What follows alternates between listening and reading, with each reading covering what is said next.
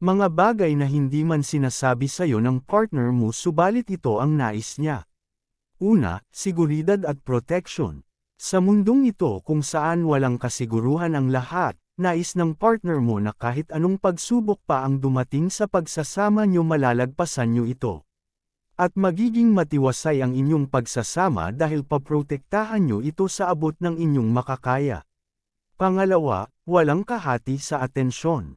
Gusto ng partner nyo na sa kanya lang nakapokus ang atensyon mo, sa ganoong paraan mararamdaman niya ang kanyang halaga.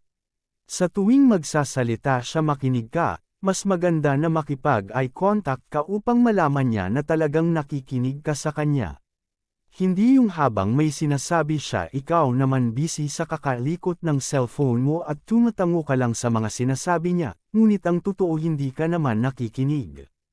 Hindi man niya sinasabi subalit lihim siyang nasasaktan sa ginagawa mo dahil nagpapakita ito na walang halaga ang opinyon niya sa'yo.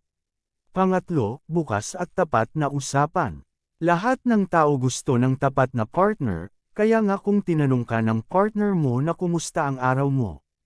Huwag mo lang siyang sagutin ng, ayos lang dahil gusto ng partner mo na sabihin mo sa kanya ang lahat ng nangyari sa'yo sa araw-araw. Nagsisimula lang siya ng bukas na usapan upang edetalye mo sa kanya ang mga pangyayari sa'yo ng araw na yun kaya huwag kang magagalit pag tinanong kanya dahil concern lang siya sa'yo. Pang-apat, tulungan mo siya sa mga gawaing bahay. Sa pag-aasawa wala namang nakatang na trabaho sa bawat isa at hindi naman porke ikaw ang nagtatrabaho sa inyong dalawa hindi ka natutulong sa mga gawain sa inyo pag-uwi mo.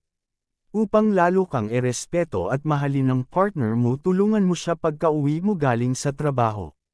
Panglima, pagpahingahin mo siya. Hindi naman porke nasa bahay lang ang partner mo, wala na siyang ginagawa. Sa totoo lang sila ang may mas maraming ginagawa kaysa sayo. Kaya dapat kung sa tingin mo pagod na siya, mag-offer ka na ikaw na ang gagawa ng mga gagawin pa niya upang makapagpahinga naman siya. Pang-anim, mamumuno. Bilang lalaki ikaw ang mamumuno sa inyong tahanan, subalit hindi ibig sabihin nito ang lahat ng gusto mo ang siyang masusunod. Na walang boses ang partner mo sa inyo, pamunuan mo ang pamilya nyo sa maayos na paraan at para sa ikabubuti nito hindi ng kapakanan mo. Pang-pito, masayang pagsasama. Hindi naman kailangan ng mamahaling regalo upang mapasaya ang partner mo.